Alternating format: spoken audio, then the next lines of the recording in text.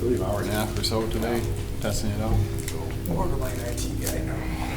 Yeah.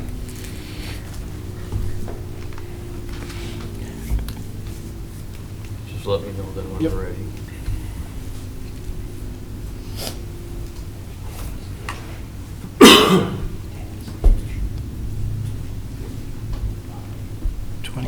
Twenty seconds. Is it longer than 20 seconds? 15 seconds.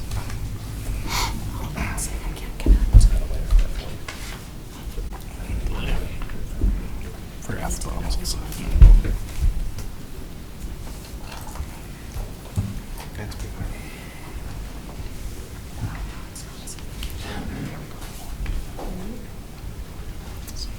We need to have a countdown clock somewhere so we know we're ready to rock and roll. Right on the middle. Just put it on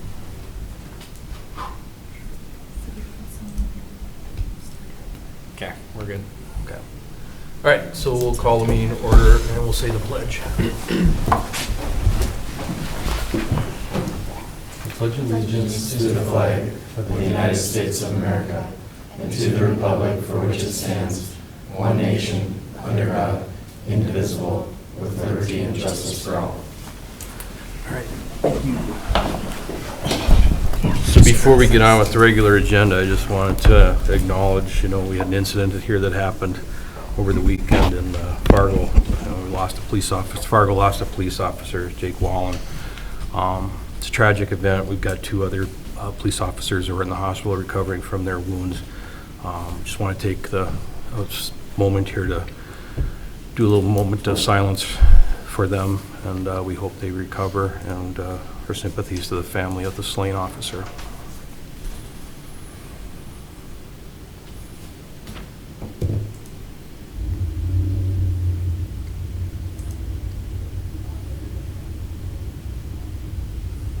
All right, thank you. With that, we'll move on to the regular agenda. I don't realize so many changes that were talked about, so I'll look for approval of the agenda as it stands. I have one question though. I thought we were going to talk about the special assessment policy That'll be next week. next time? Yeah. Okay. Wasn't ready. Okay. Anything else? Otherwise, I'm looking for a motion to accept the agenda as is. I'll make that motion. Okay. I'll second. All right, Stephanie has a second. Jeff made a motion. Okay, all in favor say aye. Aye. Motion carries. Move on to consent agenda. Is there any questions on that? I know there's an awful lot on there, but I think it's just cleaning up paying some bills, right, Jim? I do have a couple of questions on there. I know Brent, you and I touched on this earlier today. As we move to a different policy for street bonds and stuff like that, we are refunding people that have already taken out or paid the $1,000 fee for a street bond. That's correct? Yep. They pay that when they go get a permit, or how does that work? For the one that we're the reimbursing street right now. bond, it was paid when the permit is pulled, or when the permit is issued and they're paying their invoice. That was when the street bond was paid. Instead of paying a street bond, they pay a street repair fee. Understood. And then the refund of the street bonds, because we're getting them off our books, since we have a street repair fee now, is just getting them done right now. So what you're saying is, We've been working towards getting them out, so if the house is done or not, they're being refunded, the street if bonds. the house is done or not, they're being refunded? Yes. And these are for also permits where they may not have started building a house yet, is that correct? Well, most of the permits that you have right now that have been taken out by now are ones that have been pulled in 2023. So they would have the street repair fee. Okay. So it's ones from 2022 and earlier. So we had 92 permits pulled by Thompson, is that right? If they're getting $92,000 back? Over the last however many years, since if they haven't requested that street bond refund. So it's getting it off our books as a liability on our books. I understand that process. I'm just trying to figure out the process. Okay, so they pay this $1,000 fee up front, or they did when they took the permit out. Now they're getting a refund. For all the people that are getting the refund for a house that has yet to even start being built, do they have to pay this new fee then going They forward? pay a new fee. So if you pull a building permit right now, you pay the street repair fee, the $500 street repair fee, not a bond. And Correct. that fee is not refundable. Correct. Yep. But what I'm wondering about is I don't believe there's some houses that have been built with some of the permits that have been pulled that are being refunded right now. Is that accurate? I would have to look into if there's specific ones, but I believe a building permit is good for, around 180 days or 6 months. 180. Yep. So Without if inspection. they haven't started by now, their permit probably isn't valid if they haven't started the construction of it now. Okay. Back at the time when we had the $1,000 street bond. Okay. I'll go on to a different topic then. The invoice for Tricorn in there came to 92,000 and some odd dollars. Did we have an upper limit on that invoice for Tricorn? We had the limit for the install. So you had two, one was for the install, and then we had to get a few parts for the equipment here, and that was around $2,000, $2,500 right around there. Okay. There was the install, that we were in that limit there. Okay. Just making sure it's being brought up, that's all. I have no further questions. Okay, anybody else? And we'll look for a motion to accept the consent agenda as is. I'll make a motion to accept the consent agenda. Okay, Amy makes a motion, can I get a second? Second. Jeff does a second, okay. All in favor, say aye. Aye. All right, motion carries. All right, the minutes from the last meeting. Any changes or corrections to that? We had one here really quick.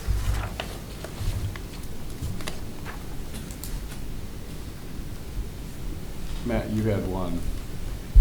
It was just towards the very end, it was a small thing. It was. Here it is. Yeah. Yeah, it was on just a correction of the dates under agenda item 16, portfolio reports. Mayor Peterson said he was in Bismarck June 18th, 19th. It should be 20th and 21st. So it's just correcting those 2 days. Okay. Anything else? Nope. Okay. I'm gonna look for a motion to accept the minutes with the one change. So moved. Okay. Stephanie makes a motion, can I get a second? Second. Jeff does a second. Okay, all in favor say aye. Aye. All right, motion carries. All right, public comment. Anybody got anything you want to chat about tonight? Going once, going twice. All right, move on to the sheriff's update. I know they sent us one, but don't see them here tonight, so. She'll wait with that till the next Yep. time now. I guess if you guys have any comments on what they sent, just pass them along, or continue that, just get a hold of the deputies. All right, next one we got up here, Lucas, you got a petition for annex? Yes, Mr. Mayor, members of the council, this item is a petition for annexation of Auditor's Lot 6 of the northeast quarter of Section 25, Stanley Township, Cass County. A petition was received from Kent and Cynthia Ness to have their lot annexed into the city. They desire to then have their property platted and build a home on it. Do an addition onto their house. Do an addition onto their house. So part of that process, Mr. Mayor, is they just wanted their property to be part of the city's corporate limits. So with that, they filed the petition, and this annexation will be done via ordinance. So the city council will be approving an ordinance to annex that parcel into the city's corporate limits. So you'll have 2 readings of that, the first reading of which will be done tonight. This is a public hearing, so I'm going to open up the public hearing to discuss the petition. The property in question is up on the map. Pretty standard process when the property owners are the ones that are petitioning into the city. Okay. All right, well, we'll open up for a public hearing, get that started. Do we have questions on this? Can you just help me understand where is this in relation to our current city limits, or? The city Current limits. city limits are this property, Okay, and then this is theirs. They Okay. actually are the owner of both properties. okay, And then to the north is city. okay. Any other questions? Comments from the public, anybody? And then also Cass County and Stanley Township were notified of this. Perfect. Okay. Yeah, this is my property, so, yeah, we just want to get an addition done. Chase just said it'd be easier if we got it all in one before us. Yep. So we're just looking to put an attached garage and a little extra living space.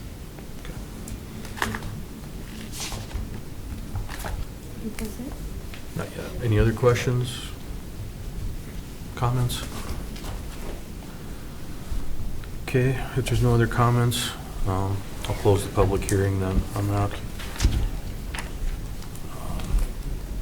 Do you guys have any other further questions you want to ask of Jim or Lucas? It's pretty straightforward. Okay. Yeah. I will make a motion to approve the petition for annexation for, do you want me to say an address here, or? You can just approve the first reading of the annexation ordinance. Okay, first reading of the annexation. Okay. So Naomi made a motion. Can I get a second? I'll second. Okay, Stephanie does a second. All right, all in favor say aye. Aye. Aye. All right, motion carries. So likely what we'll do for your next meeting, Mr. Mayor, is just have that second reading on the consent agenda. Okay. And just have it approved that way.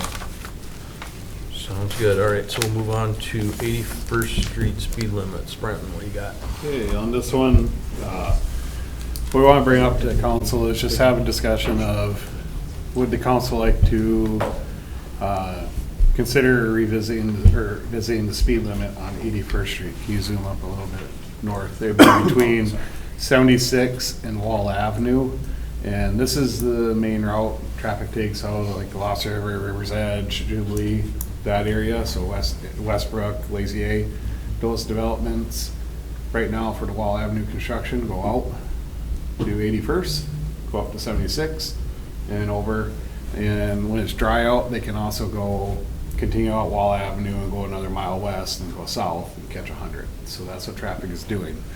Our staff has been maintaining the road as we can. Blading the road, it does get washboarded fairly quickly, and we have found, like on Wall Avenue, when you reduce the speed limit, it does help the road not get as washboarded as quick.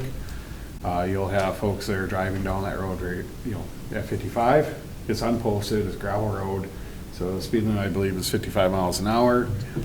However, when it gets washboarded, it's not real safe to be doing that, and then you have the dust and all that, and we're very familiar with washboard, dust, all those things with our experiences on the wall. So the question for council is, would you like us to visit that speed limit? And if so, we can work with the townships, and if the township is in agreement of reducing the speed limit, we could do so. The other question is, there's yield signs on 81st Street, north and southbound at 76. And then I believe yield sign southbound 81st at Wall. Do you want to change those to be stop signs instead of yield signs? So I want to bring this up for a discussion for the council, see if you guys have concerns or what your feelings are towards this.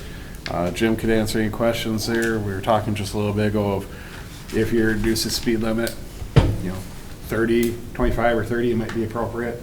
You could go higher, you could go lower, but we do see a lot of traffic go on that road at the higher speed, so. Have you already talked to the township?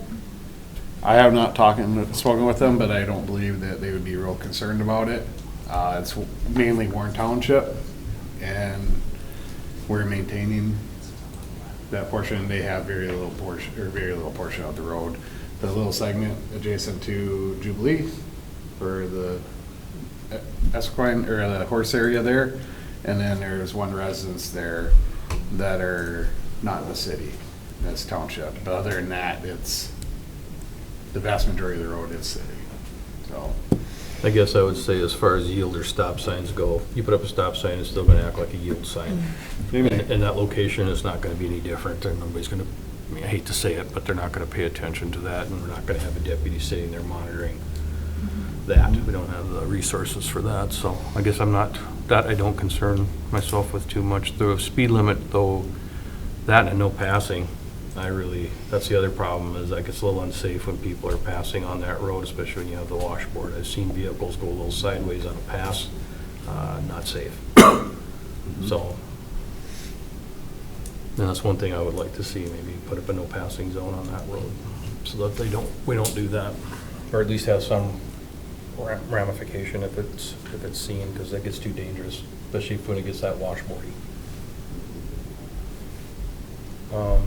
55 miles an hour is way too fast on that road right now with the amount of traffic that we have on it for a gravel road. I mean, I'd be okay with going down to 35. I don't know if it's gotta be 30, but most people, when they're driving that, do drive it around 25 to 35. Because you have the anomalies driving faster, so. And I hate to say it, putting up the speed limit signs, again, may not suppress anybody from driving below those limits either, so. It does give, if there are deputies out there, it does give them the Correct. ability. That's what I'm saying. Because right now, they do not have the Correct. ability to, really if somebody's going 50 on that, That's legit. they are going within speed limit. They may say, oh, it's reckless if it's all washboarded or something, but that's tougher, so. See, the other thing you run into too is that the faster you go, the more dust you raise up, and that creates a hazard too, because it's almost worse than fog. You can't see what's coming at you as well, so that's why reduced speed limits would be good. I just don't know what that magic threshold would be to try and keep them within.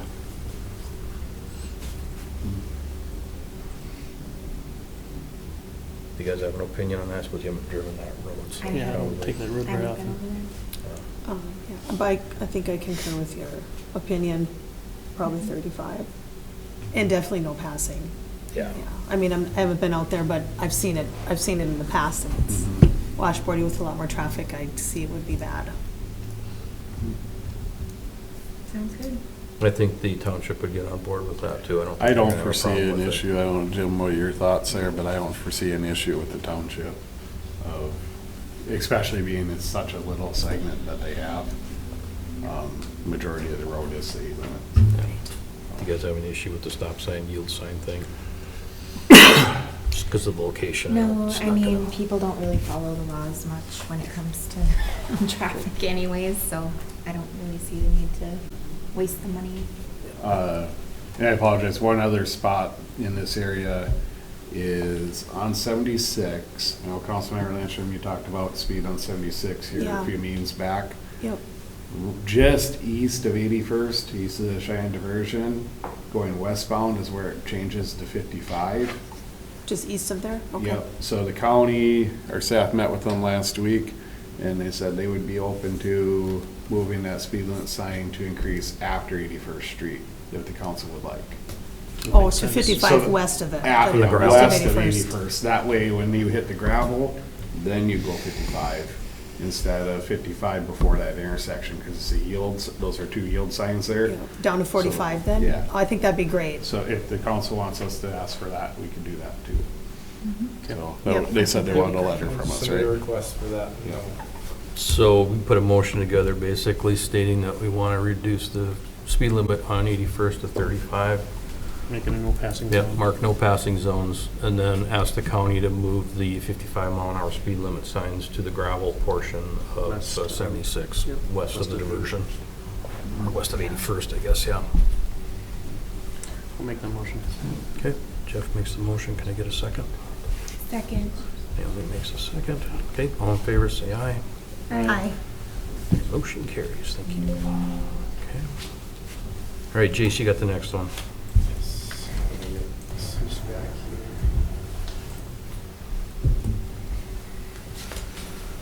here. So I wanted to kind of take just a few minutes here to introduce you guys to Trent with Cascade Community Land Trust.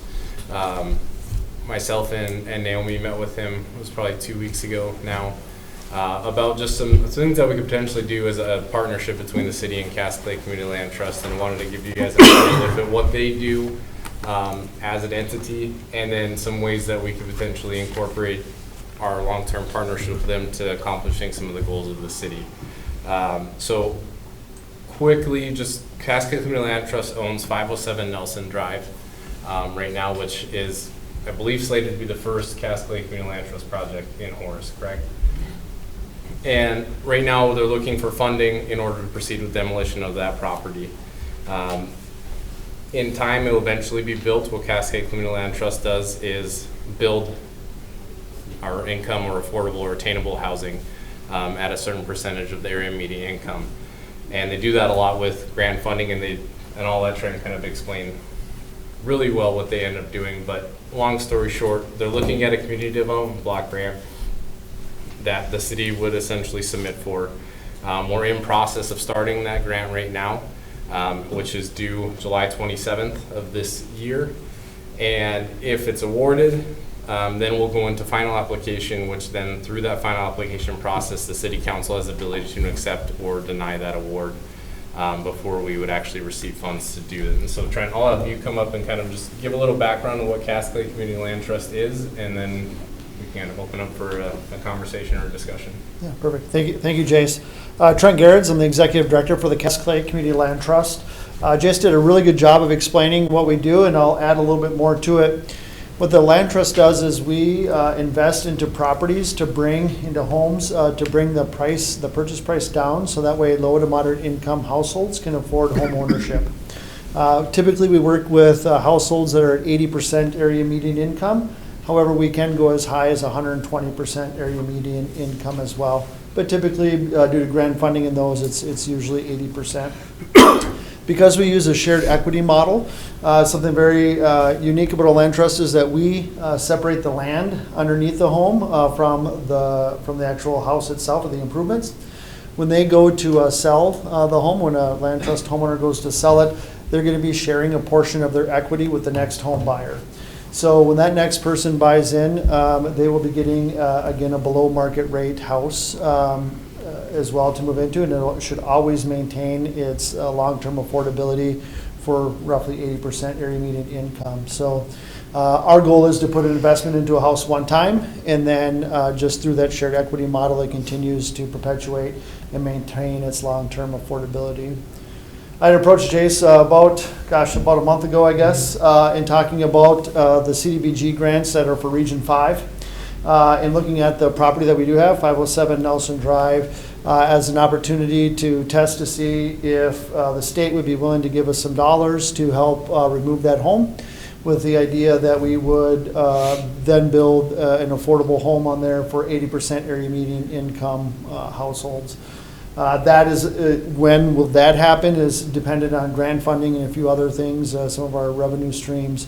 But certainly here in the next number of years, couple of years, I would hope that we would have a home built there. So we do a lot of onesies and twosies. We do a lot of infill type stuff. We do purchase some vacant land as well and build it as well. But typically we're in the infill, taking some of these blighted properties and then restoring them or removing them. The bigger question I would have, and I had for Jason and Naomi as well, is, so this is the start of it, but what other projects are potential for the land trust to look into, to help invest as well into, to help make sure that we can protect the long-term affordability? Are there other blighted homes, vacant homes, homeowners that need a little help, maybe remodeling and turning their home back in, or getting them back up to standard? And if so, what does that look like, and how do we partner? So I don't really want our partnership to start and end with 507. I think there's a lot of other opportunities we can look at. It's just trying to figure out what's right and what fits your plan for your growth as well as currently where you're at. So for that, I'll entertain any questions you might have related to land trust or the property we own. So I was just get curious, so do you guys, like when it comes to, I'm just thinking like Habitat for Humanity, it's one I'm familiar with. Is Yep. is it similar to that, or you guys have a different pathway that you take with it? So just- Very similar but different. Okay, fair. So we actually do partner with Habitat on, we have in a few builds over on Moorhead and Dilworth specifically, where the land trust comes in. So typically when a Habitat for Humanity home is built, that homeowner owns the home, and when they go to sell the house, they can sell it for market rate or whatever. Now, in those cases where we're involved, we control what that resale price is through that shared equity model. So now we can guarantee that the next homeowners of that will be Habitat eligible families as well. Habitat typically deals with 60% area median income and below. We pick up right after that. So we're Okay. kind of the right after them. Yeah, so like it's same but a little different. Yep, same but different. Gotcha. Okay. So you I said- really, oh, go ahead. You said the house and the land are separated then. Who owns the land? We do. We will always own the land. Okay. Well, I enjoyed our conversation that we had, and I was reminded by Mr. Dabbert about my being a single mom coming out here, and so it really did get me thinking about what we're calling starter homes out here, being upwards of over, $250 and beyond, and so just trying to be inclusive and help out somebody like me that could get on their feet. I think it's very beneficial, and I would like to see some more properties if they come around and looking at that grant. You said we are working on the I grant? just got the draft from Trent today, so I'm going through and plugging in information where we need to. And then we'll submit that, and I don't know what the timeline is for that. And Yeah. I believe it's a no-match type of situation through that as well. So really our partnership is we're submitting the grant, and then the funds that come from that would be then administered to Cass Lake Community Land Trust to do the work for that. And it's basically because you guys need the city entity Correct. to apply for the grant. You Yeah. can't do that Correct. yourself. Okay. Correct. To your point, Naomi, I don't think I had this number for you last time, but just over 60% of all of our current homeowners are single parent-led households. Yeah. Yeah, I did review the materials that were provided, and it seems like a great opportunity. Thank you. Okay, any other questions? Are you just gonna keep us posted? Yep, I'll keep you posted, and then if we are awarded to, so I'll let you know if we're awarded or not. And then part of that is, what's the word I'm looking for? A resolution of support or acceptance that Yeah. council would have to do in terms of a public hearing. And at that point, we can accept or reject the funds too. So this is kind of just an intro to who Cass Lake Community Land Trust is, and then kind of hopefully setting the stage for future partnerships to do some cool projects around the city. Did you say that you currently do own this property? Yes. Okay, Yeah. great. Hopefully it'll be removed soon. That's the next plan. So, Thank you. Thank you. Thank you. Do you need a motion from the? All right. From the grant? No, so you have to accept it and then later. Chase, you got the next one here too.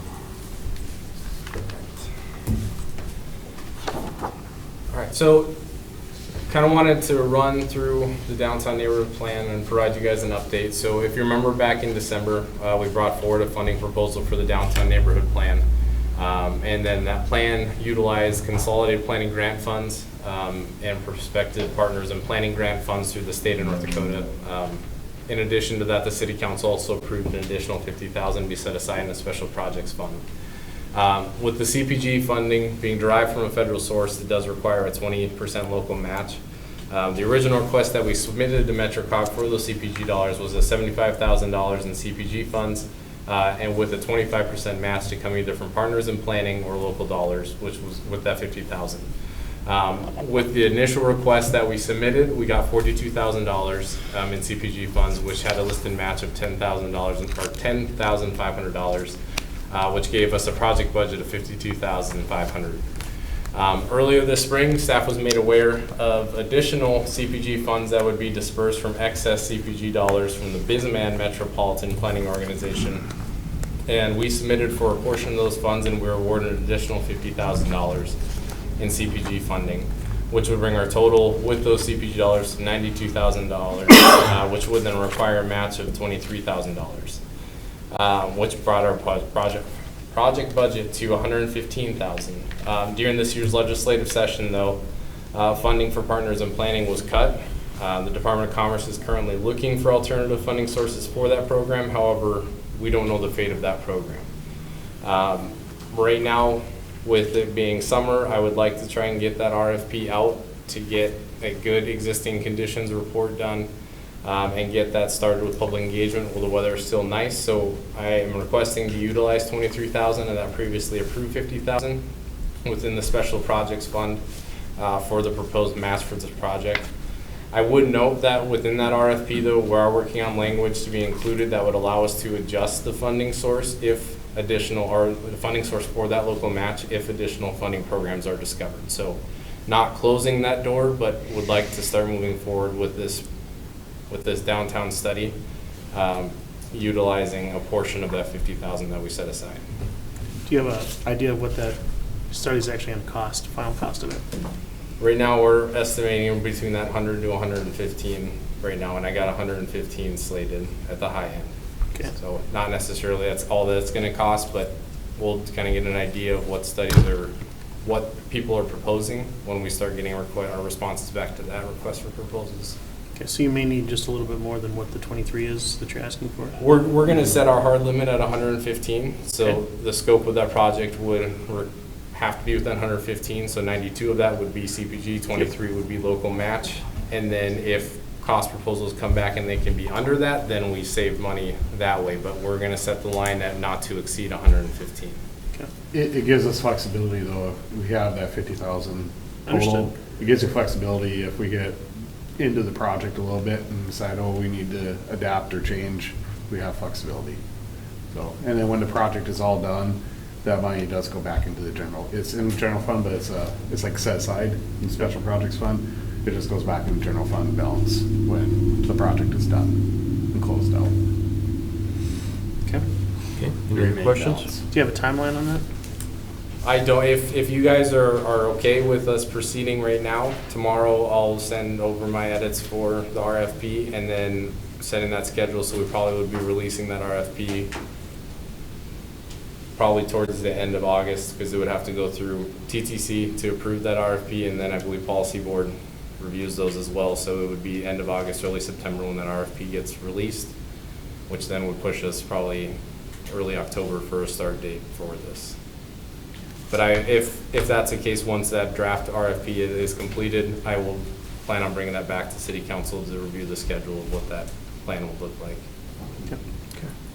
Yeah, I would say I wouldn't sit on it. Obviously, Right. if Right. Bisman lost their funding or had to give it up. Right. So, Let's go for it, right?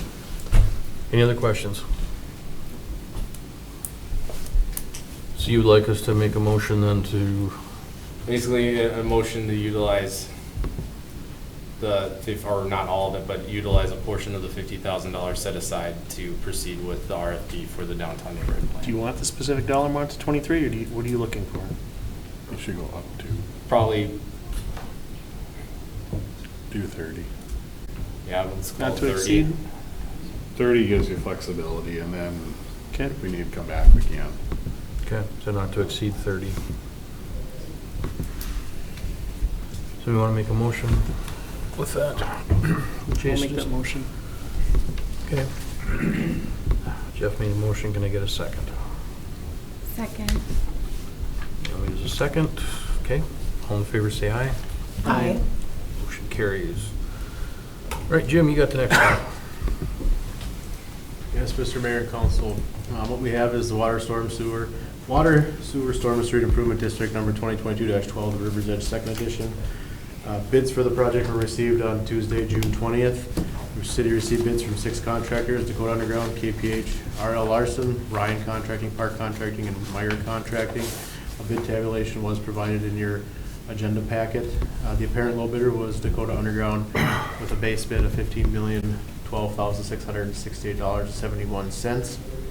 And they also were alternatives on the project. So alternative number 1 was the full build of 78th Street. 1B was a hybrid build out of 78th Street, and then alternative number 2 was the addition of River's Edge First Edition street lighting. So the recommendation that's being put forward tonight is recommending award of the base bid plus alternative 1A plus alternative 2 to Dakota Underground in the amount of $16,418,382.66. The breakdown of the alternatives is, for a full build-out section is a little over $1.2 million, and 78th is the major north-south road on the west side of the subdivision. This is a kind of a, if you want to think of it globally, it's kind of an extension of 9th Street in West Fargo. It's kind of the area where it comes down through Horace. To roughly be about a half a mile, right? It's a little over half. A little over half. It just works out that way. It'd be towards the east side of the Dreamfields, the existing Dreamfields addition. Okay. And then the alternative number 2 was for street lighting and the River's Edge First Edition. That was, low bid was $107,076. So that's something that Public Works has been requesting for quite a while, to get some lighting back in there for maintenance and snow removal and that. So the engineer's estimate for the base bid was $15,114,982.80. So the Dakota Underground's bid was about $100,000 less than that. Total, our bill, alternate 1A was, Dakota Underground's was $4,000 more. And for the street lighting, Dakota Underground's bid was about $8,000 more. So right in line with where the engineer's estimate was on this project. Did you say the project included lighting in First Edition as well? It did. How is that broken out for assessments then between first and second? So that would be benefiting the First Edition. I mean, is it, are you able to differentiate then the certain portions that only benefit first versus Yeah, second? because that's why it was bid as an alternative, is to keep the Okay, cost thank you. separate. Okay, I just wanted to Yeah. make sure it was directed. Do the residents know that that's an addition that they're? It was included Getting- in multiple public inputs. Okay, thank you. So Dakota Underground did supply the necessary information for the responsible bidder policy. That checklist was in your packets. So they have the ability, they provide a schedule, and the request, other information that was requested as part of the responsible bidder policy. So they met that responsible bidder policy. Okay. Got a question with those streetlights on the first part. Just knowing how the street is laid out with the ditches and stuff like that, where are you actually putting the lights? Good question. Both the same spot, 2 feet off of the top, off of the edge of the pavement, and then Okay. it's pretty level with it. There's a standard as to where they need to be vertically so that the pole break off versus bend over. Understood. Okay. Okay. Other questions? Okay. Say, go ahead, hit me with that again there, Jimmy. The So what we're looking initial for bids, is, then 1A and 2, right? So we're looking for to award the construction contract to go underground for the total base bid, alternative 1A, and alternative 2. Bless you. Okay. I'll look for a motion to accept the bid as was presented by the city engineer. I got one more question, I guess. So with another engineering firm doing this, we still have to go back through and pretty much double check everything that's been going on as far as the design work. We've been doing it in increments as it's come through. Okay. And I don't know if that's actually adding more work to you guys or not, or actually taking any work off of you guys. I'm just trying to figure out obviously for this project it is all said and done, but the feasibility going forward, is it more of a burden than, I'm just So asking this the was a obvious very question. intricate job. Okay. With a lot of, I don't know if you want to say nuances between, the developer had specific wishes on this one. And you'll see in the next item here, the design engineering reimbursement. It can go a little bit quicker with not necessarily having the city engineer do it in the process of directing the plans and specs and doing all that. They can take the risk on themselves Okay. prior to falling in the special assessment process line. And then there's just the risk that they don't get reimbursed for that work. As far as additional work, we meet 30, 60, 90, or we try to meet 30, 60, 90% plans and get all the wishes through at that point. Okay. Catch everything then. Okay. Okay, I got no further questions. Okay. Okay, somebody want to make a motion then, as was presented by the city engineer? I'll make that motion. Stephanie makes the motion, can I get a second? Second. Okay, Amy does a second. All right, all in favor, say aye. Aye. Aye. Okay, motion carries. Okay, Jim, you got part B. All right, the second part of that project is the design engineering reimbursement. We talked a little bit about it just now, but project was designed by the developer's engineer, not the city of Horace. The developer provided invoices for engineering work and would like to be reimbursed for those expenses through the special assessment district. The design engineering included the preliminary engineering report, required technical reports, memos, plans, and specifications. The developer has also included work for master planning, plating, and project development, which are not typically costs of the city or the special assessment district. Those are on the developer, so they did remove those in line with what was done for Cup Creek second edition earlier. So there's a summary sheet on the second page of, or behind the memo, where the first invoice, there was some master planning and plating and other expenses that were taken off of the invoice. Plating services, master planning, preliminary plat, and the final plat was taken off of the invoice, because that's typically not a cost covered by the project. Okay. Questions on this one?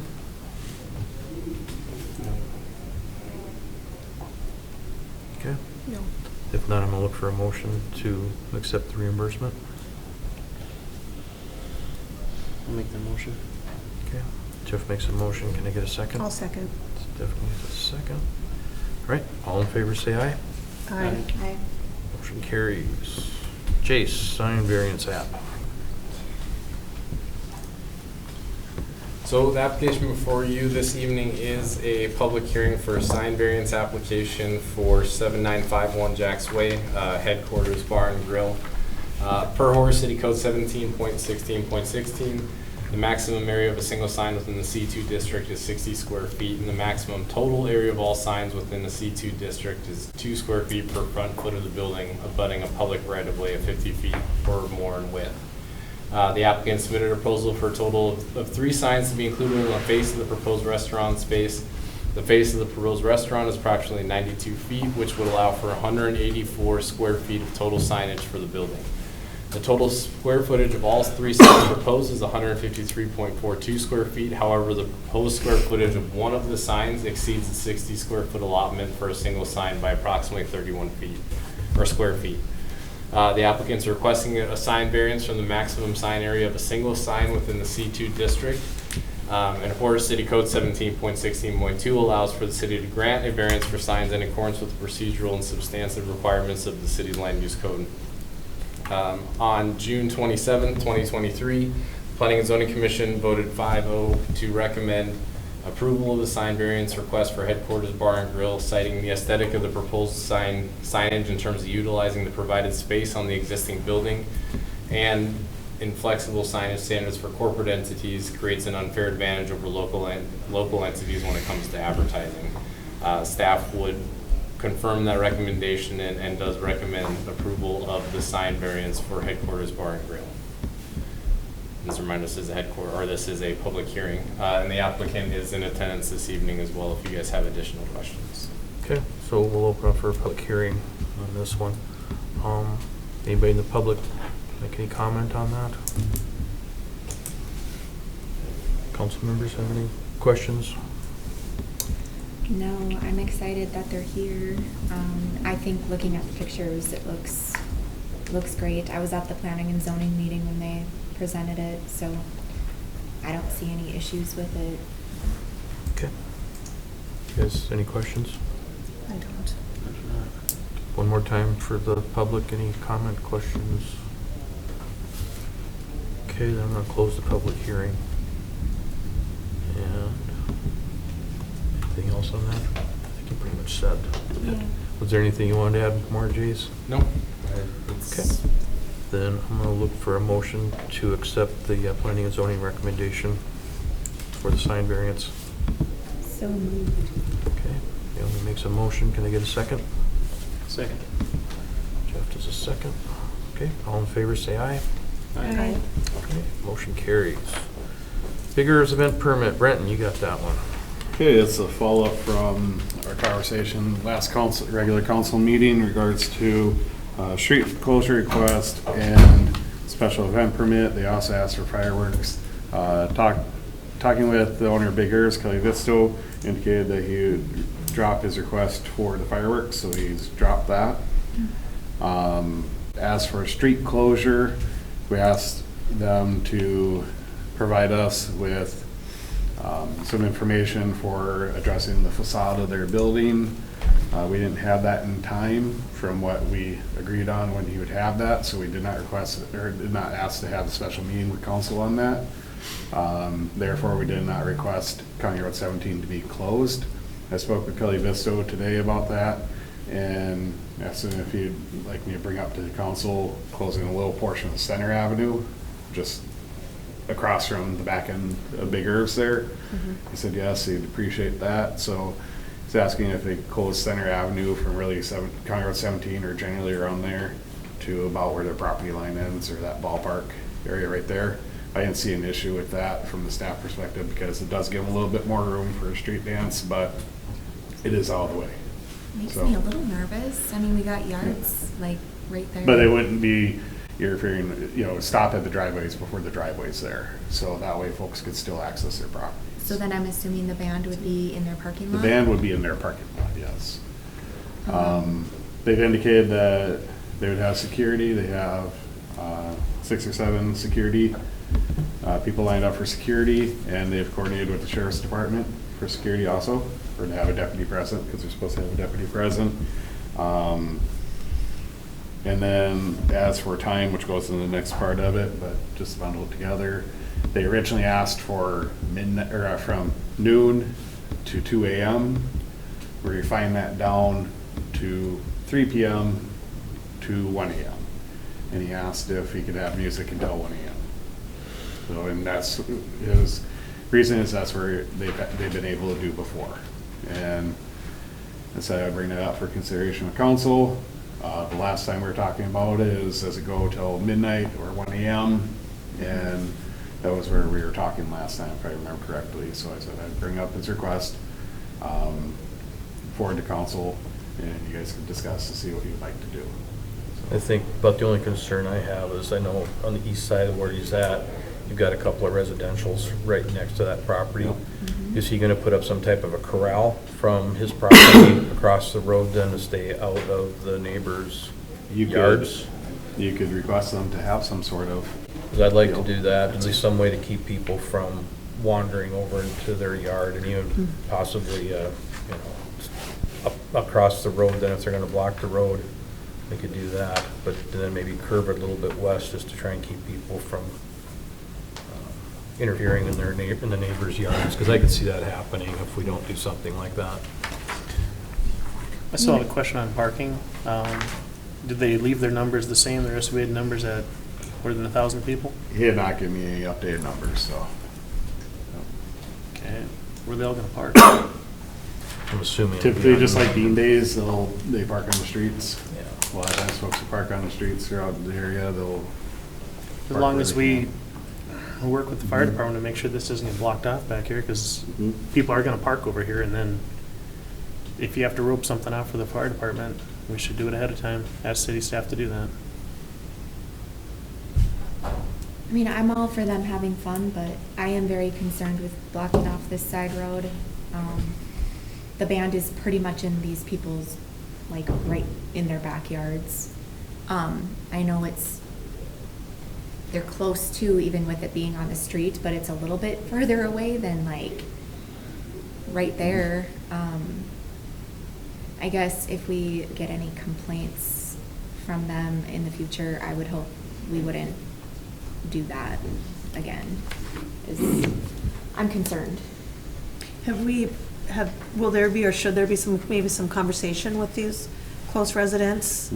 if council would like to request any conditions from saying, hey, we'd like you to communicate or talk with residents within so far, you're able to do that. You're able to apply different conditions to it. They've had band, in the past, they've had street dance where the band has been located in the back in this general area, and they've also had them on County Road 17. Okay. So either one, they've used both locations before. I'm trying to recall, typically it's just, any complaints I recall having or hearing was just the music seemed to always, go late. So we just tell them they're cut off for time and say, no, you need to hold to that time. So he wants music till 1? He asked for until 1 AM. Can we do midnight? That's the council's decision. If you would like I to say mean, midnight, I'm you just can say thinking, midnight. like, if I lived there, Luke would be up. Mhm. I don't know. Yeah, we may still be able to hear it even in Yeah. your area. I seem to recall one other time that we did this, we had it go till midnight. I think that's where we landed on. I've seen Just- both times, I believe. Yeah. 1 So- AM and midnight, you've done both, I believe. I guess- Different time, different events. Right, I guess come the thing I would think of then too is, I have no problem going to midnight. I also think though that Kelly should probably let the surrounding neighbors know what is gonna happen, just in case they're not watching or paying attention, so they're aware of this happening. Because they're gonna be the ones that are gonna be directly impacted immediately. And I think if we make some good effort, like the mayor said, to kind of corral off there, I think Yeah, I'm so they fine don't go with it. wandering in their yards. Yeah, It's- I think mean, I'm fine it's with just it. gonna happen. Yeah. Jeff, what do you think? Suppose you're gonna be there dancing, so. Oh, heck no. Nope. No, I will be out of town. I'm okay with that. Like I said, I just want to make sure that this area gets roped off over here and then over Right. here so they have a lane out. Other than that, as long as the sheriff's department's been notified where they have a deputy here. I believe they're required to, since they have alcohol present. Yep.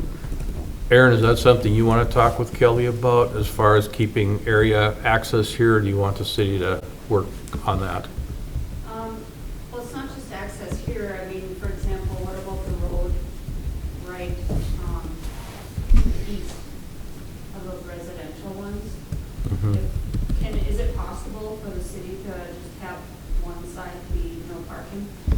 Otherwise, if you have two roads, parking a vehicle won't be able to get to it. You mean on this north-south road here? Like what we do for bean days, sometimes we'll do no parking on one side of the street, like a temporary no parking sign.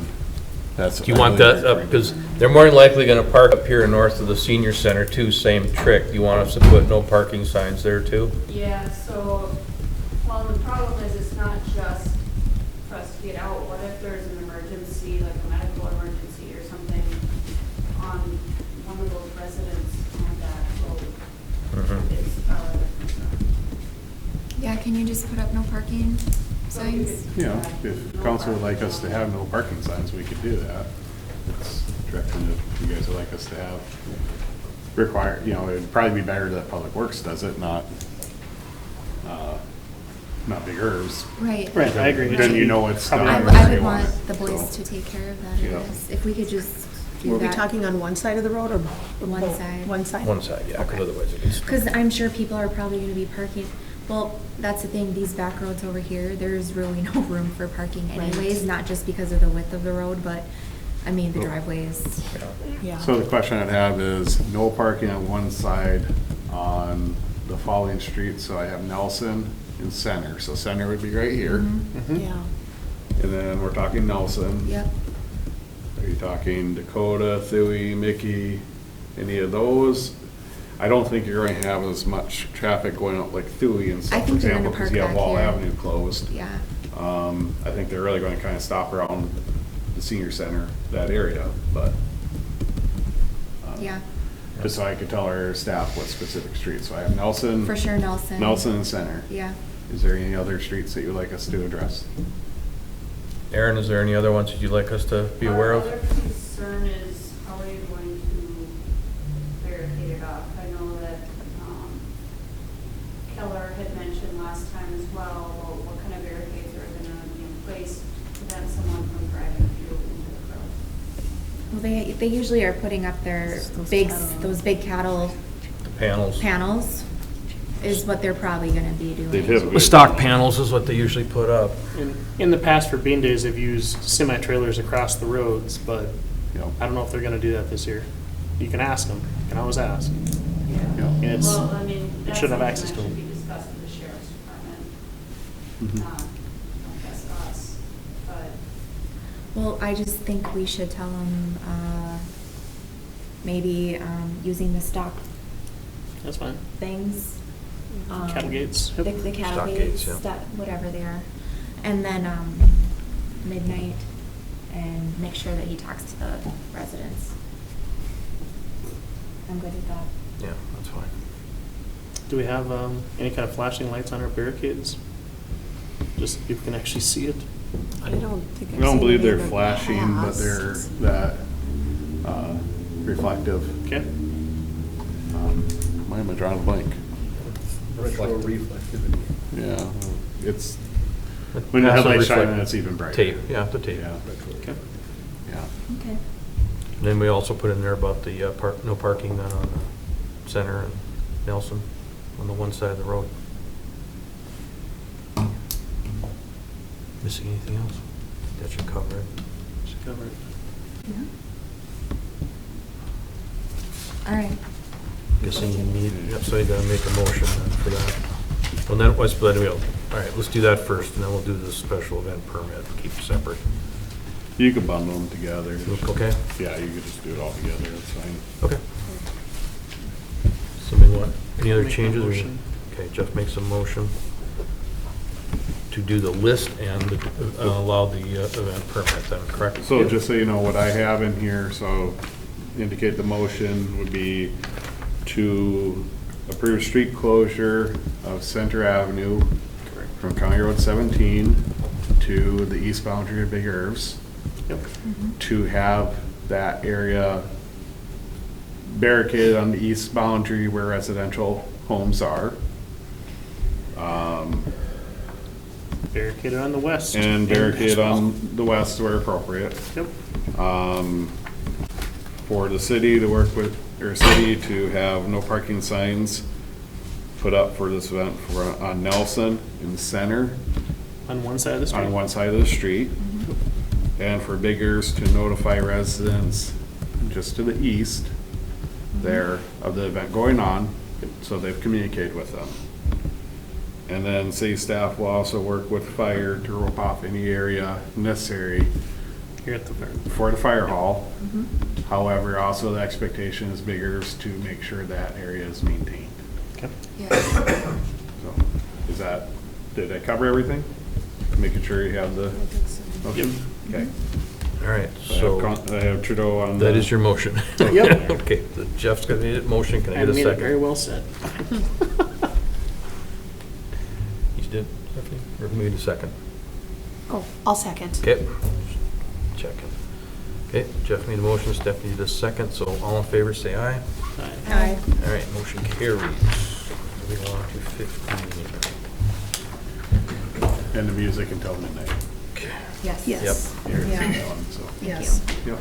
All right, Lucas, you got 15. Yes, so Mr. Mayor, at your June meeting, the city council briefly discussed the evaluation process for the city administrator position. You guys decided to table it so you could think about it further to see if any changes were needed to the process or not. And so it is back on this agenda for discussion by the council.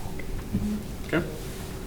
I don't know what you guys are thinking, but are we planning on, if we do something like this, I'm just wondering if you, Lucas, if that would be in your purview to like write up, like, the review, Guidelines? like the, what's that? Guidelines and how we would Yeah. run this? I mean, I don't know, like, I don't want to, basically with the questions that would be involved, I mean, I just kind of want it to be like a standardized, like, self-evaluation. You know, whether they're based off of the goals that would, you know, the employee would have. I don't know how you, legally, how you would want So I think the first thing the council needs to decide is what do you guys want to do for the eval process? I guess for where I'm sitting right now is we are delayed right now in getting Brenton's done. And then for this year, I would like to keep it as it currently is. It'd be a little unfair to sit and change the rules of the game right now. I'm fine for next year, but for this year, I think we need to keep it as is. If you guys want to add input, give it to Jeff, you know, write up what you want, add it, give it to Jeff, and then he and I will do that evaluation, but we need to get that done. We do have a standardized form that we're currently using that has questions on it right now. I don't know if I'm giving that to you or You not, have but it. we'll get you that then. Can you And maybe can- just get it to me at whenever? Yep. Is that form used for other employees or? I'm the only one that works with does Brenton's review, so that, I don't know if you got that for others. I think we for kind of ourselves, stand. We do just overall Okay. form. So we do the overall evaluation for all employees. And that's what it's been used for mine too. Yeah, when we started that Overall. one back in, And then the self has been a conversation, yeah. so. Because that's how it's been done in the past. Dave Fenelon got that one as kind of a morphed version of what they did at Bobcat. So that's where we got that started from, and so that's the form we've been using ever since. So, but for, you know, I think it's something we can have an ongoing discussion about that and see what we want to do for next year. But I think for this year, we should probably do it as is, because like I said, I don't think it's fair to go changing the rules right now. Okay, We need to do is that's fine. evaluation. I'm just wondering when does council want to approve a process then? If you don't want to do it tonight, when? We got to, I think we should probably have a conversation. You come up with some ideas on it and we can talk about it. I don't know. I think we got to have some more background conversation about this so we kind of know. Well, I'll have something for you at our one-on-one. Okay. All right. So I know West Fargo Public Schools obviously does this, we found that out. We'll probably call them and ask them how they handle it. We do something very similar, and we can probably learn from them or any other public entity that does it. Mhm. So, I mean, I think it's a normal business practice. I mean, I do it, I've done them for staff. I think it's a positive process. Yeah, I mean, we do it at work too, but I think, like for ours, we spend a little bit more time, like everything doesn't get accumulated till the last there on a, you know, when you do a review, it's usually an ongoing event, so. But this is just a formal process that you do once a year to probably put things on paper if you want to, so. But it doesn't have to be an elaborate process either, honestly. No, it doesn't need to be elaborate. I just think it's important for council to be able to have and get input as well, to give and get. And I think it's important to be running the city like any other operation would be. So I agree. That's I my agree. thoughts. Yeah. Okay. Like I said, I think it's just normal business practice. Yeah. All right, anything else on that then, for now? Nope. Okay, Jim? All right, Mr. Mayor, so as your consent agenda alluded to, there's quite a few projects that are ongoing right now. So project summary sheets were included with your packet, but we'll run through them kind of quickly. Stop me if you have any questions, if you have anything additional. I will. No. We'll run with that. So first one we have is Wall Avenue East. Removals, we're continuing on that, tree removals, some guardrails, some fencing along that, stump removals. They're a little bit behind schedule. We're working pretty hard with the contractor in the apple orchard to maintain access and the fire department through that area. One way in, one way out, and it's narrow, so that's kind of been a little bit of a hurdle. I heard that was a bit of a A little more of a hurdle than I'm really liking, so Yeah. that's kind of our hiccup at the moment, is maintaining access back there. And obviously, fire department has some requirements as to what they want to be able to get back there. So we're working through some things with the contractor to try to see if we can get that a little bit more constructible, I guess is the word on that. So second one here is Terra Gardens 3rd edition. This one's been on the list for an awful long time. It's not too often that you get to use the total percent time used is 407%. So the fencing is 90% complete. There was a shortage on some materials, that's what they're waiting for. And then there's some landscaping with some trees that needs to be done. So the fencing, I guess, is about 80% complete, and the landscaping is not complete. So the liquidated damages keep piling up, and we keep asking the contractor, you know, get it done. So Wall Avenue West, Park Construction is working on that one. They've got most of the sanitary sewer main line in through the middle of Wall Avenue. They're working on the laterals this week. Plan was to start storm sewer next week. There was quite a bit of expedition and finding of utilities along that corridor. There's been quite a few. So we had to make some field adjustments and some other stuff. Just there was a super highway for utilities to get across there, gas lines, water lines, all kinds of stuff. So that one is progressing. They will start their work. I believe they worked Saturday and Sunday on starting the crossings of Memory Lane for storm sewer, and they got one of those complete. There's a couple left on there.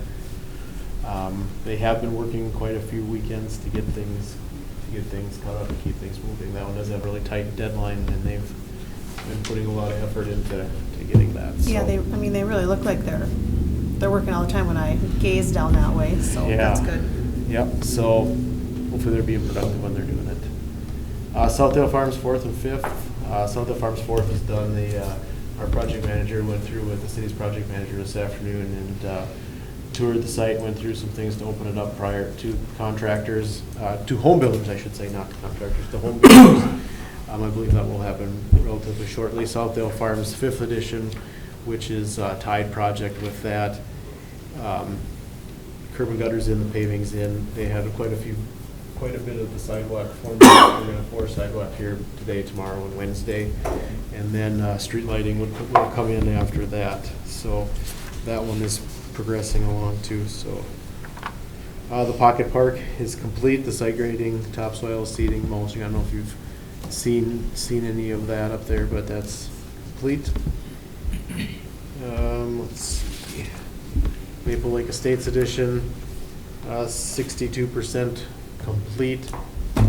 The first section of that did have a completion date of 7/15, so we're 2 days beyond that. But road building has started. They hauled in some aggregate base last week. Underground is complete.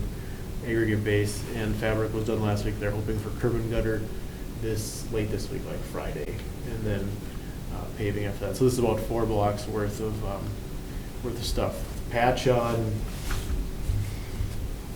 what used to be the East Loop Road, or what is now, is going to be done when they do the paving for the addition. So Sarah mentioned that they asked for an additional 2 weeks. They have, but we haven't brought it forward yet. I'll bring it forward at the next council meeting. My comment to that is, whatever they're asking for, just make sure they hit their deadline.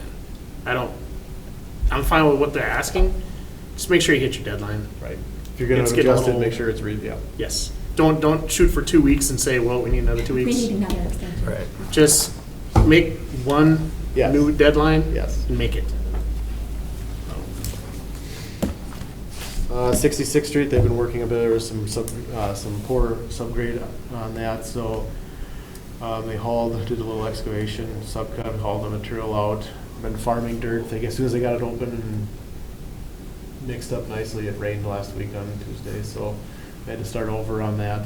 But they'll have, I think by the end of this week, up to the Adelman Edition or into the Adelman Edition with at least aggregate base is the plan on that. So Center Avenue multimodal, nothing on that one yet. That's part of the Transportation Alternatives Grant.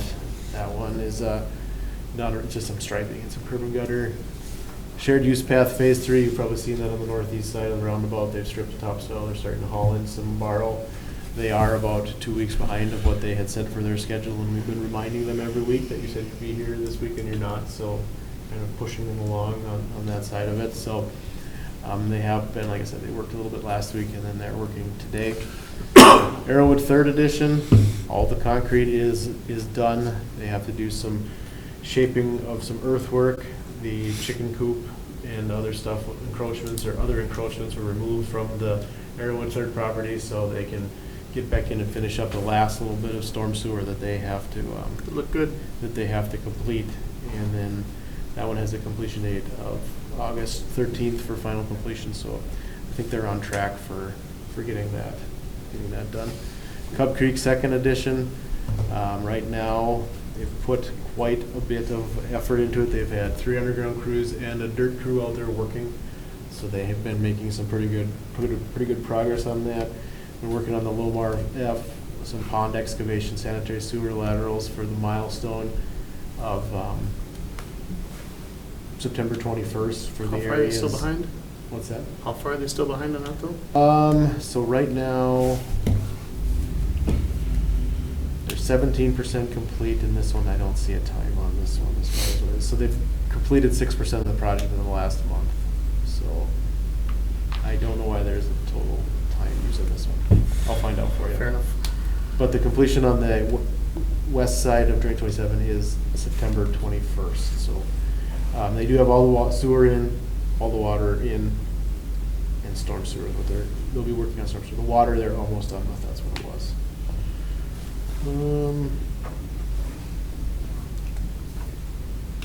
Chestnut Ironwood, project continues. You probably saw or probably heard last Tuesday where there was some water that was standing in the curb. So we have looked at that. We've taken some additional survey shots. We're gonna see what can be done to kind of move that water around. A couple of those spots are just pretty doggone flat, so it's just maybe didn't necessarily fit. And then that area moves too. So we're taking some survey shots of the way it is now, where the water was sitting, and we'll come up with a plan of action for those areas Have we here shortly. officially started that one yet though? Oh yeah, it's Okay. a long ways along. So the only thing that's left on it is a little bit of paving around the southwest cul-de-sac out to Conroe 17, and there's that force main, sanitary force main that has to go to easement and then cross drain 20, or not drain 27, but Conroe 17. So that's the remaining work on that one. That is a completion date at the end of the month. I think they'll be doing pretty well when they I think they'll probably hit that unless something really comes up in the directional drilling, but they put a lot of work in a rather short amount of time. So kind of a quick overview.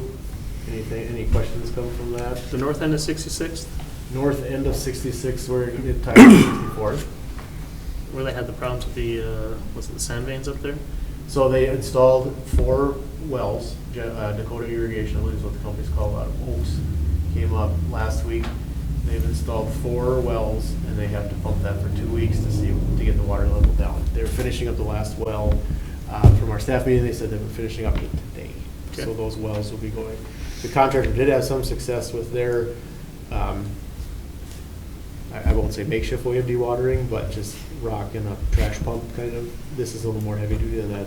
Oaks has got a relatively high water table, so those people know how to dewater in that part of the world. So that was their plan, was to get all those well points set, lower it down enough to get that sewer through that sand thing. Okay.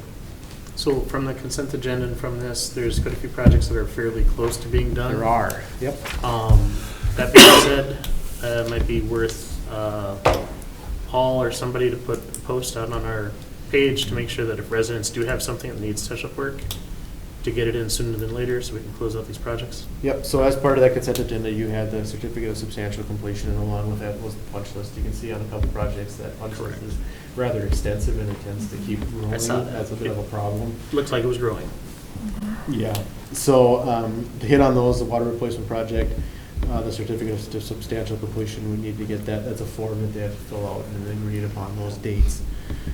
They still have the punch list, which is attached to that.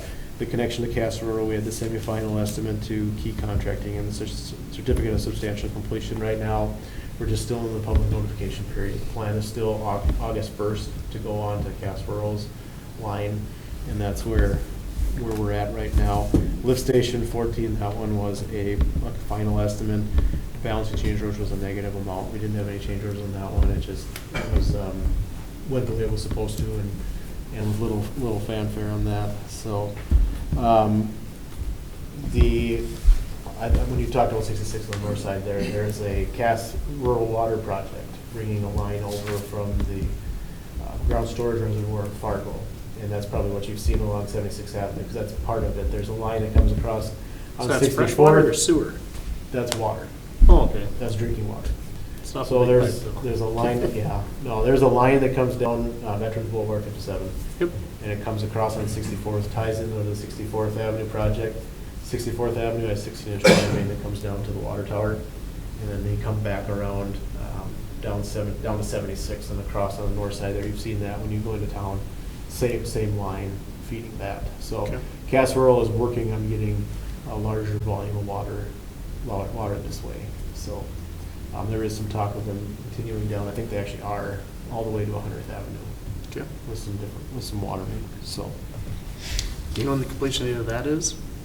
the completion of that for the Cass Rural side is, I want to say October, but they're ahead quite a bit on it. Okay. The Fargo side of it, so Fargo had to bid out their own portion of it, and that, I think, is going to be later on, like that October, November. It really will be that October, November timeline. Okay. So, I did talk to one resident on Main here who did have some concerns about her yard. And so I told her to reach out to the city, that maybe that could be looked at before that Sure. project is completely signed Yep. off on. Okay. That's why I said we should get Paul to put a post out there on That's a good Facebook, just to idea. make sure that if anybody does have any touch-up work, notify the city No before we problem. close out the projects. Yeah, that's a good idea. Okay, all anything I else got. for Jim? All right. Brett, you get the next one. Okay, a couple items I have. First one, Cub Creek Pond. People are starting to fish that one, having some success. They're having fun out there. However, some people like to have too much fun and not pay attention to people's properties. So we just encourage, if you talk to others about it, just encourage them to park along 63rd or 82nd. There's parking areas along there on the street that they could get to, and then they can walk in. Also, we've had people riding dirt bikes or there's ATV, side-by-sides out there, and asking them not to be out there with that. Staff is working on signage to clearly state that. So it's not signed right now with that, but it's not supposed to be for off-road vehicles. So, folks are catching fish, they're having fun with that and enjoying it.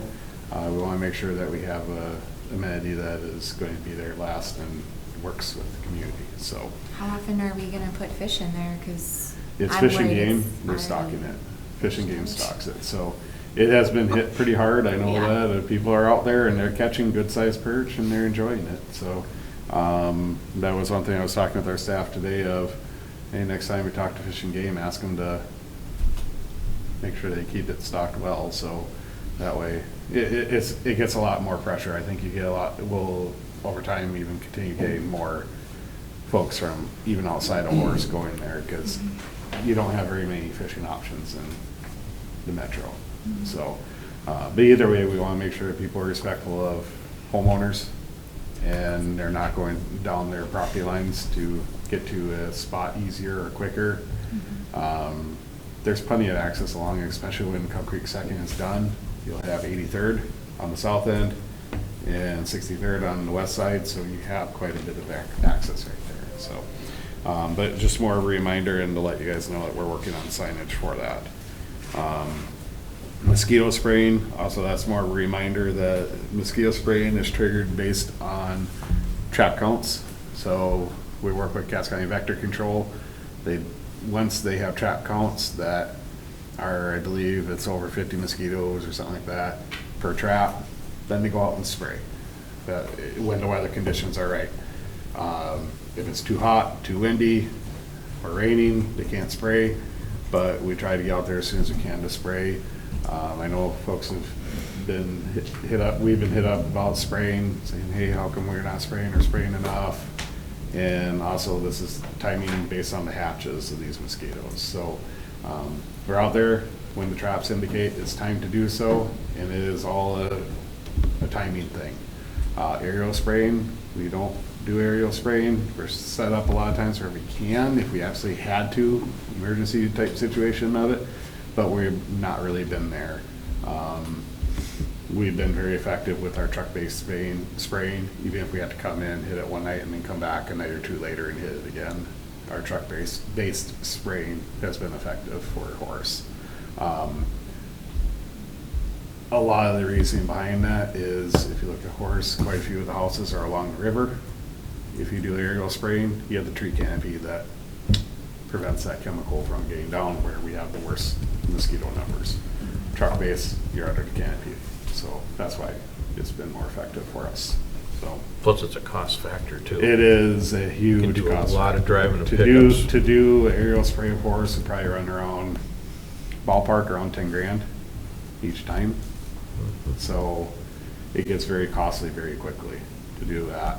We could do truck-based spraying till we're blue in face for that cost. So it's a lot cheaper to do the truck-based. Special Assessing Commission, they met last week. They will be meeting again tomorrow at 7 a.m. Very good discussions with them, and they are moving forward on that. So they'll be tackling that tomorrow. And then Waste Management, their route changes is effective this week. We have expressed frustrations and concerns about the communication of their changes in routes. That's been a phone call and communication to their management multiple times in each week. But they are now live with that. We tried to pass on the word as we could with our, I believe we had out there expressing people, hey, here's the route change, here's what's going on. Yeah, I saw it. But we do wish it was a little bit more, or a little more timely. So, but anyways, if we have folks getting missed, we just encourage them to let us know, and we'll make sure Waste Management's aware of it and say, hey, you gotta work with this, especially at transition time. Yeah. So, and then the last thing, as we mentioned at the beginning of the meeting, we're testing live streaming tonight and trying to make sure we worked out different kinks and all that. Looking at Jace's computer, I see it on the screen there, so you can see it there. It'll get a little tricky when we're going into like executive session and all that. Please keep in mind, it does take a minute to kick in for live stream, and then to turn off takes a minute or so to turn off. So I just want to make sure you're all aware of that. But it's something that we have. We're trying to make sure that we have the kinks worked out before beating the drum, saying that we have it available. So no, that's what I had. Okay, any questions for Brenton? No, thank you. Thank you. Okay, so we'll move on to portfolio reports. It's been a little while since they've all met. I sat in on, call it preliminary on the housing study. We kind of got a sneak preview on that before it was released for the Metro. Obviously, there's a lot of action in the Southwest Metro, and they have acknowledged that. But they also talked about that we are severely lacking on housing and where we're going to need to be in 2032, not just Horace, but the whole Metro.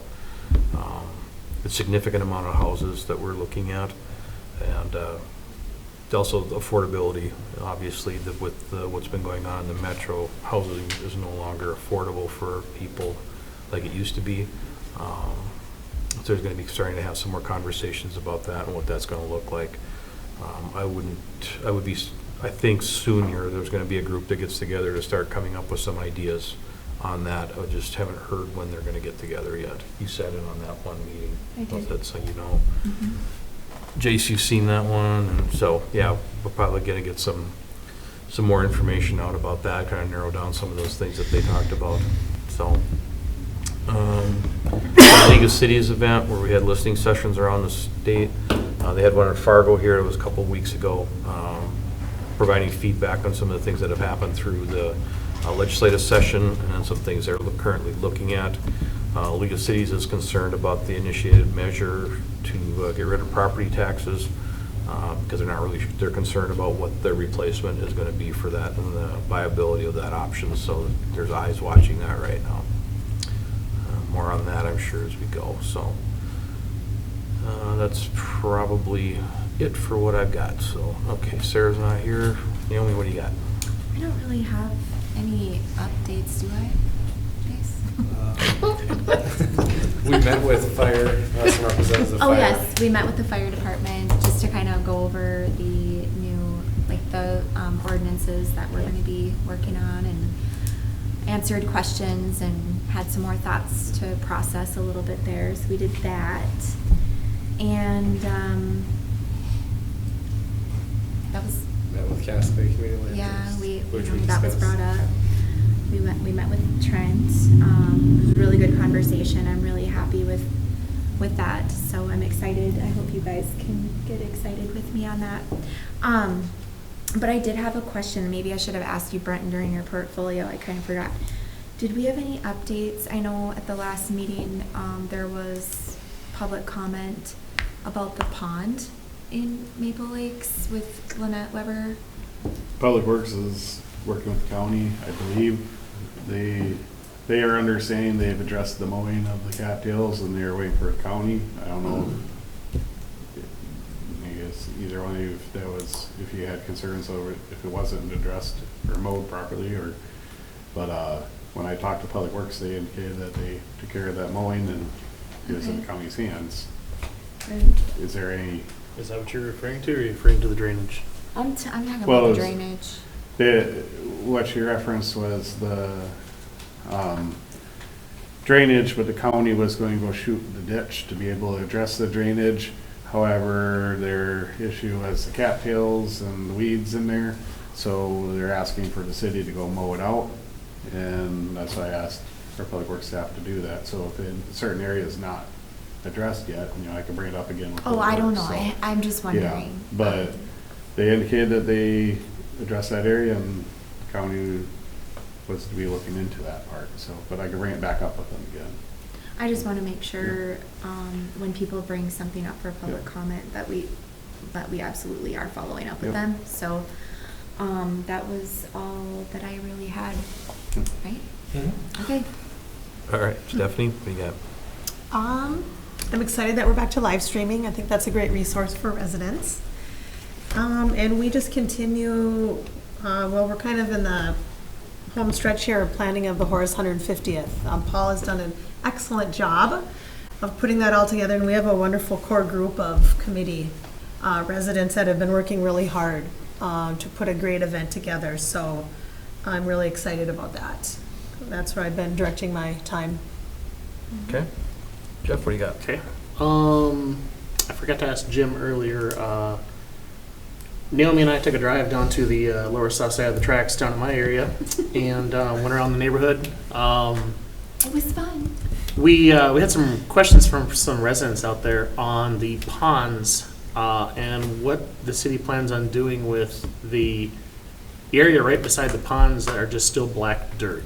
They're not planted. They're just some weeds growing up there, not actually even cattails. It's just kind of an eyesore. All and the they ponds, proved or it to one of us. the ponds, or which one of them? It'd be the south pond, the big The pond. bigger one? I believe that's the one, right? Residents had complaints about, Yeah. what is the city plan on doing with it, and shouldn't it have already been included in one of the projects? Sure, I'll look into it. I don't Okay. know which part of the bare black dirt is out there. I know that it looks kind of goofy with the sod on some of those lots, because it seems like the sod is quite a bit higher than the ground around it. And the one on the south side really struck out to me is sod's here, and the ground is like that. Doesn't tie in real well, but I didn't know there were any bare spots or anything like that. I know some of the growth around these ponds has been a little bit less than desired, and I don't quite know the reason for that. Okay. We had some pretty good discussions. We were working on the capital improvement plan as to some of these ponds, like what to do as far as maintenance on them, just because what is the plan for maintenance? The city's got quite a few of them right now, or they're getting more of them, and this is kind of a new thing to maintain those. And then, of course, they're people's backyards, so it's to what level does it get maintained And to? how do you get to them to maintain them if you don't have access to them? Right. So I think we have access to on the ends of that pond to get to it, if I remember it. But the residents were just wondering when. I'll look, anything. there shouldn't be anything black dirt out there, it should be growing, yeah. Okay. What about the lot? Did that ever- Yep, that's what I was just gonna bring up. The next thing is the lots that were supposed to be maintained or mowed, that were like a nuisance lot kind of thing. I don't know if we ever heard back from whether it was Thompson or whomever currently owns the lot, whether it was cut down or. I mean, I know Jace has been You won't sending give out an a bunch of update about letters. that. One second, before Jace answers that one. The Public Works did just submit an application for some herbicide applications around these ponds. We did a little map for them to show where that would be applied. So the spraying of the weeds in that will be coming if it hasn't already. That was, I think 2 weeks ago, we did that map as part of the application for applying those herbicides and that. So they will be getting sprayed. Yep. Who does the spraying, Jim? County? Doug, Okay. Just checking. Wasn't sure who. City Public Works does. Yeah, okay. Anything else? I'll wait for. Wait, Yeah, so for the property specifically, the 10202, that was, I got a picture sent back to me on the 30th of June that the dirt van had been knocked down and weeds had been about 95% taken care of. There was little stragglers throughout there, so they did mitigate that. About a week and a half ago, I went out and did code enforcement in this area. I did Maple Lakes, Prairie View, and what was the third one? Terra Gardens. And out of that, those 3 developments, we had 127 properties that received letters. So tomorrow I'll be following up on those 127 properties to make sure that they have complied. If not, we'll be proceeding with the next steps. And then I'll be knocking off another 3 developments from that as well. That will probably acquire another 127 properties. So Since you were in that area, did KPH ever fence off that area where they messed up the storm sewer drainage?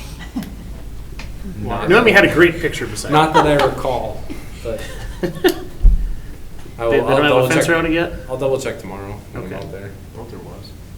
Oh, Brent went down there this morning, so I don't know. Yeah. I didn't see that specific spot. I was looking at the ones for the street, making sure I didn't fall into a hole. Fair enough. I will say though, if you've seen around town, we have been making progress with high grass, so Jason's been able to get a hold of quite a few folks and get some progress. We have seen different developers out there mowing, and we are looking at some different ways of how we could get maybe a schedule with them, to where they say, okay, feedback we had earlier today from one was break up the city in different quadrants and say, okay, by end of the first week, this area needs to be done. End of the second week, this needs to be done. So we're looking at different options of how we could What do you mean? Push. Like, you need to make a schedule for them So to take care of the essentially- property? forcing them to have a certain time when it's mowed, and then if it's not mowed, it gets put on rotation saying, Come on, okay, we're going to mow it, and Brenton. they get billed. Why do we need to babysit them? Well, what it is the code enforcement side, because either we're sending them letters, but if we file, say, your deadline is this date every month, if they don't have it done by that date, then we are able to get them into I mean, saying, that okay, makes then, sense from then they get a Jason's- bill. They get a bill. That makes sense from Jace's standpoint, but at the Yep. same time, I am very frustrated that we would Yep. even have to consider babysitting these So- It is issues. frustrating. Let me ask the obvious question then. We don't if we disagree send at them all. a bill, does that mean we send somebody out to mow it? And that's the bill for it? Is that what it is? And Yep. essentially, that's our mitigation for tall grass regardless of if we set a schedule or Yep. not. So if they don't comply with the first letter, we most likely would have to now find someone to go mitigate those properties, and then that bill is forwarded on or assessed to that property. Understood. Can we Yes, just that's hire that out so we're not taxing our public works? Well, that's Most likely, with typically. the amount of do. properties that we have, Okay. we most likely will have to hire it out because Okay. it's not. I mean, I know You know, if we're, it's 5 or 6, yes, but Okay. we're probably gonna be. in Typically, hundreds. we contract it out, so it's okay, that way, it's an invoice straight from that contractor saying, hey, Okay. it costs this much to mow it.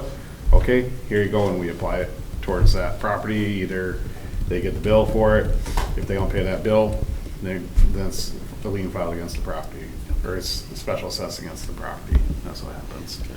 It's unfortunate we'd have to even do that, but that is our mitigation, or our mediation. Well, I mean, I just feel bad for the residents that like spent all this money, Yeah.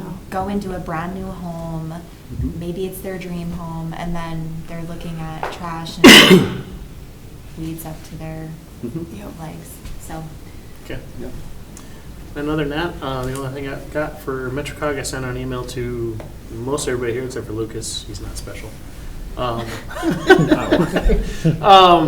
the updates for MetroCog. It was in the news last week that they put out information on the updates on the interstate and the local metro area, and then also the loop. They're specifically doing a study for the Southwest Quadrant, which is our area, coming down County Road 15 for Kindred from I-94 and then cutting across here on 100th. The email I sent out has a PDF file that does talk a little bit about that. It didn't go into great detail, so I was kind of disappointed in that. And then I tried to talk to Mr. Benson earlier today. I got his voicemail. He was down at the county courthouse. I just wanted an update as to was that their final update. I just wanted to see if they actually took into account County Road 16 to see if it had to be on County Road 14 or if they could go down to County Road 16. So. I know there was a conversation about that 4 or 5 years ago. About 4 years ago, because the city, we actually went to the county commission, or commissioners saying, hey, I believe it wasn't during their meeting, we had to meet No, with it was the county separate. county administrator, the commission chair, Jason Benson, and our concern was, hey, you guys have County Road 14 or 100th identified as going right through this for this potential bypass. And the first we heard of it at that time was I read it in the comp plan. That's the first during we their heard of it. draft comp plan. So My thought is on this, if they have to pave the 4 miles from the bridge over here at 100th to County Road 15, does that cost-wise make sense versus going down to 16 that's already paved all the way? It might not be wide enough. It might be wide enough. I don't know. I haven't asked Mr. Benson. I realize during one of the meetings at MetroCog, I believe, or even in the news, they said they overbought land for the diversion around Fargo here, and they were trying to make use of some of that land so they didn't have to buy additional land. But County Road 16, to me, would also be a feasible option if it's already paved, where they don't have to actually, at whatever it was, $2 million a mile, I think is what they said at the League of Cities last year, $2 million a mile. If you already have it paved 1 mile further down, why not use that? And Councilman Trudeau, they're actually, so the operations interstate study kind of touched on that. They are going through, who actually got our first portion of CPG funds, they're doing a West Perimeter highway study. Yep. That we've done consultant interviews for, and I believe the policy board would have already confirmed that at this point, right? That, yes, they already hired the consultant. Yeah, Yep, so and that's that's why I was just already wondering where they done. were at in And the then, process. so we will be, well, I guess myself personally is on the study review committee for that as well. So Okay. as more information kind of comes along. So we beat you up and try to get you to, Yeah. So it's exploratory. I mean, would we want to formally discuss it and put some sort of a position statement together for their thoughts? Because, I mean, I agree with Jeff. I guess, I don't know that I would want to see it on 14th. I think it would be better on 16th, correct? I think you see where their study starts going. Do we Get in. have, since it's within our city limits, do we have a little bit more sway if we put a position statement together? or- As of right now, so we have a MOU with the county for us taking over County Road 17, but they did not include County Road 14 in that portion, and they intentionally did not include that because they don't want to not have Give up control and be control. able I to do mean, that. does it matter? And that's in my own words, not. Does it anybody matter else's, that so. we are city limits around that county road? Do you know what I'm saying? Yeah, I know, yep. Yeah. I mean, They talked about, in the attachment I sent out in the email today, they talked about the north loop going right beside the School of Harwood, I believe, right beside the grade school. So they have a lot of different factors that they have to keep in mind. The thing I think I learned the most of is they don't plan on taking 100th all the way across over to the Minnesota side. They plan on cutting through on back up to 76, which is not really a loop if you're having to stop and, change directions, go up I-29 and then go around 76th again. So it'll be interesting to see how they handle it. But as long as I know that Jace is our point of contact, Good. and pass all the, And I don't know the answer request of to. official statement or not. I know this is kind of an exploratory study that will look at alternatives, and if it's even a necessary, it's gonna determine whether there's a necessity for a ring route or not. So Right. I think it might be a little premature, but we can definitely kind of follow along with how this study is going and make a determination if that's something. I think they wanted to keep their options open. That's why this all started, from what I understand, when we had our meeting for that. I believe when the comp plan discussion, they were originally looking at 76. Yep. And they had to shift it farther south, go to 100th, Because that was really not feasible. Yeah. And I still think 100 isn't feasible. Yeah. I'd rather go to 16. At some point, it'll be through the So middle this of Fargo study as well. this study might even look at that and go, or I don't know for sure if they would. Because I don't say think they this anticipate, makes when they did the sense. comp plan originally, they weren't anticipating the growth factor that happened. Right. I mean, they saw it was, there was some growth, but not this amount. So that's why I'm wondering, I think we need to keep an eye on it, definitely. I mean, we might be a little premature on a comment yet until we know what they solidify on, because they might still move it. Yeah, because at first blush, I think it would be unfortunate. Right. It was Yeah, a I'd rather it growth. not be It's there either. exploring, yeah, some alternatives of what, and I believe County Road 16 was one of them as well Yeah. as we discussed, so Yeah. Good. I think we'll just. And there's a kinda lot follow in play along. here too, because there's, by the interstate, there's some areas that might be turned into truck stops. If that is indeed what they want to do is put the loop there. Right. If they're getting more solid on that, there's space that's been purchased for that, so. Interesting. yeah. No, other than that, that's all I got for my comments. Okay, So, then I will read what I have to read here. Executive session held pursuant to NDCC 44-04-19.1 subsection 9 to discuss negotiating strategy or provide negotiating instructions to its attorney and other negotiator regarding a contract for purchase of real property related to water, sewer, storm, and street ID number 2022-8 66th Street property. So I'm gonna look for somebody to make a motion to go into. I'll make a motion to go into executive session. Jeff makes a motion. Can I get a second? I'll second. Okay, Stephanie makes a second. Okay, all in favor, say aye. Aye. All right, motion carries. Let's take 5 minutes and just, Stop the video and second. Yep.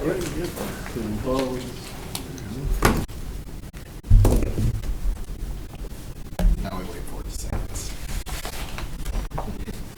And we'll talk. Block is 40 seconds. Yes.